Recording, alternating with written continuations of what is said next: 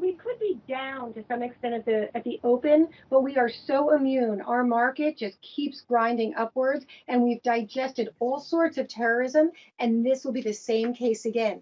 There are too many positives and too much money sloshing around to bring the market down.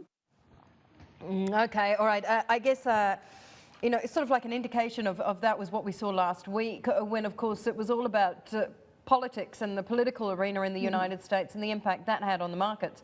And you only needed to look at the jump in the VIX index to see that sort of response. But we're back where we started as of now, where we speak now. I mean, that's was right. it just a blip That's in the right. road? We went sideways, but we had such a nice comeback, as you're pointing out, from last Wednesday, which was very frightening for everyone. But there's just a lack of bad news, and nobody wants to sell before we find out what tax reform will be, deregulation, repatriation. Just tonight, we finally heard about the new budget that's coming out, and $3 trillion of tax cuts over 10 years. I mean, everyone's still reviewing that, but there's just too much good news, too much. And I got to tell you, Oriel, the market loved hearing that over 10 years, $350 billion will be spent on our defense companies by the Saudi government.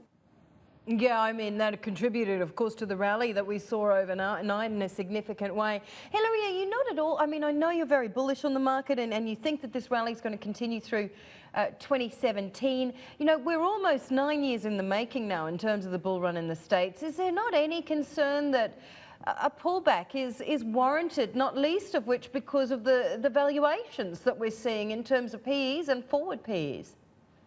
Well, we are overextended to some extent, but there's still a lot of money out there, and we're seen as flight to safety. Plus, until the Federal Reserve really starts cutting down, selling down that retained portfolio of bonds, the market's really going to be strong.